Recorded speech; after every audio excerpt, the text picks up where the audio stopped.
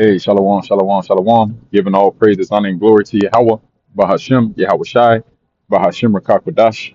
Double honor to our apostles and elders that great millstone rule well. Peace and salutation to the elect. This is Brother Barak coming at you with a quick lesson. I praise, edifying, and exhorting. And this lesson I just want to touch on, we will be delivered by what this world internet calls UAPs or UFOs, which is the chariots of the Most High. Okay, and it's documented. Ultimately Esau Edom is documented in the scriptures, and Esau Edom, he have information, he have documents, and where he know that the UFOs are real, even before, you know, the 1900s and 1800s. There's been documents of the chariots, of aerial crafts.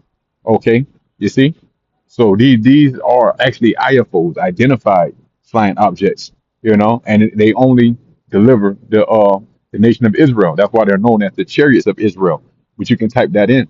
But I just want to touch on, a few precepts and, just make this point. I was reading this last night, Deuteronomy chapter 32, and let me start at 9. For the Lord's Yahweh's portion is his people, or for Yahweh's portion is his people. Jacob is the lot of his inheritance, right? Hence why earlier in this lesson I mentioned the chariots of Israel. Okay, all know that Jacob, Yaquab, his name was changed to Israel, Yasha'Allah, meaning he is the prince of the power, right? And this is the lot of the inheritance. Okay, this is the chosen people whom the Most High is dealing with. Okay, who will receive of his inheritance. Starting with Yahweh Shai HaMashiach. Are we not all joint heirs? Right? And it's beautiful because Yahweh Shai actually was beamed up. Okay, he ascended, as the scriptures say, into a cloud, right? And it says the two men that were standing about, they said the same way he left is the same way he shall return. So he's going to return in those chariots, right? So let's go to verse 10. He found him in a desert land. Who is that him? This is Jacob. Starting with our alternate, Abraham. The Lord removed him out of the land of the Ur, the Chaldees. Abraham, Isaac, and Jacob. He found him in a desert land, and in a wasting, howling wilderness. He led him about. He instructed him. You see, Adam. Okay, what the Lord breathed into him. Those are the instructions. The Lord gave us the doctrine, right? And you can go up in this chapter, and it speaks about he will make doctrine to come down, and then in NLT it says instruction, the teaching. I believe it says teaching. Let me just slide up real quick. Okay, yeah, it says teaching. Deuteronomy 32:2. Let my teaching fall on you like rain. Let my speech settle like dew. Let my words fall like rain on tender grass, like gentle showers on young plants. You see? So the teaching is the doctrine. We have been instructed in the ways of Yahweh Bahashem Yahweh Shai. Jumping back down here to verse 10, Deuteronomy 32:10, KJV. He found him in a desert land and in the waste, howling wilderness. He led him about. He instructed him. The Lord gave us the knowledge, wisdom, and understanding, this doctrine. He kept him as the apple of his eye. So the Lord has kept us.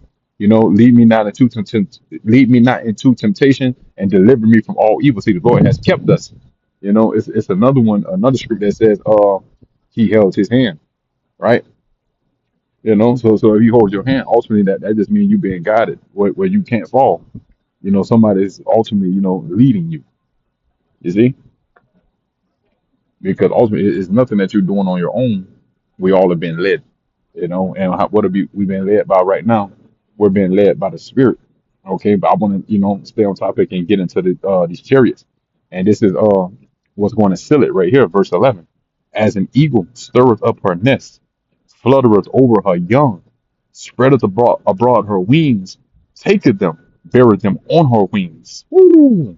So the Lord Yahweh alone did lead him, and there was no strange God with him. And that was the chariots. The Lord led us out of the land of Egypt by the chariots, what it was known as a pillar of fire by night and a cloud by the day.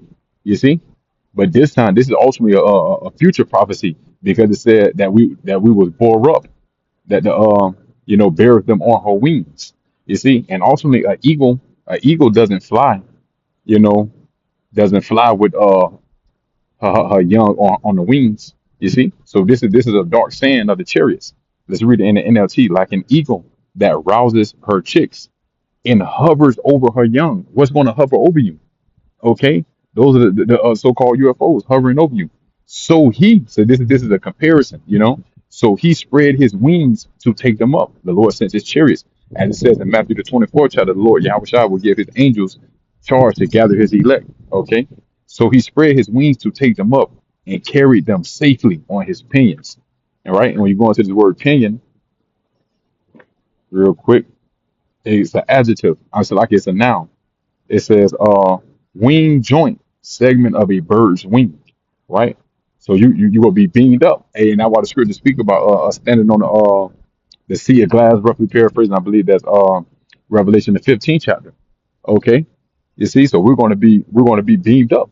That's a direct a beam up scripture. Okay, but it's a dark saying.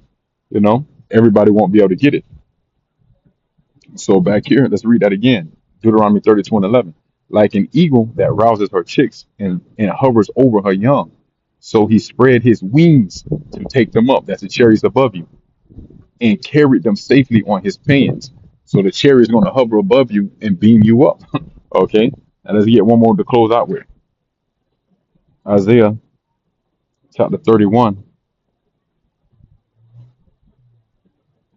verse 5. And it's likening it to a bird again. So obviously it's an aerial object that's going to deliver us. As birds flying, so will the Lord Yahweh of hosts defend Jerusalem.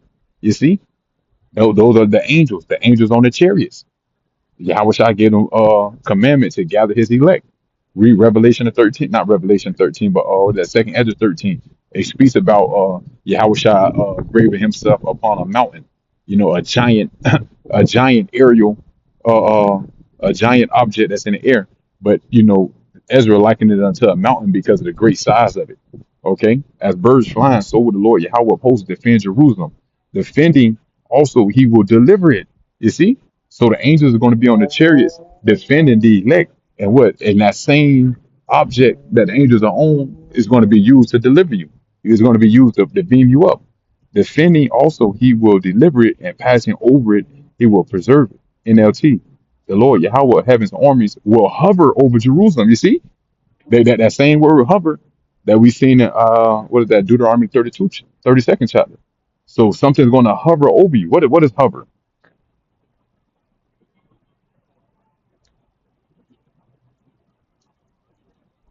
Tarry, linger,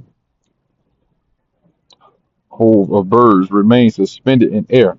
That's for whole. So hover ultimately goes back to whole. Of birds remain suspended in air, also generally to float, rise to the surface. Ooh, wait in readiness or expectation. So the chariot is going to be right above you, waiting on the commandment from Yahweh Shah to beam you up. Man, that's heavy. Isaiah 31:5 in NLT, the Lord Yahweh of heaven's armies will hover over Jerusalem and protect it like a bird protecting its nest. It would defend and save the city, which were people before we were placed. It will defend and save the city. He will pass over it and rescue it, right? You see, so we will be defended and delivered by the so-called UFOs, which are the chariots of Israel. Okay, what Enoch was beamed up into, what Elijah was beamed up into, what came and delivered King David, what came and fought for in the book of Maccabees, fought for Judas the Maccabean. Okay, uh, and also what Yahweh Shah is sending up into when you read the book of Acts. Okay, the chariots are mentioned heavy in the scriptures, but I just want to touch on those two main verses right there to show you that it will be so-called UFOs that deliver us. So with that, I pray you've been edified and exhorted. I want to give all praises, honor, and glory to Yahweh, Bahashem, Yahweh Shai, Bahashem, Rakakwadash. Double honors to the apostles and elders that great millstone rule well.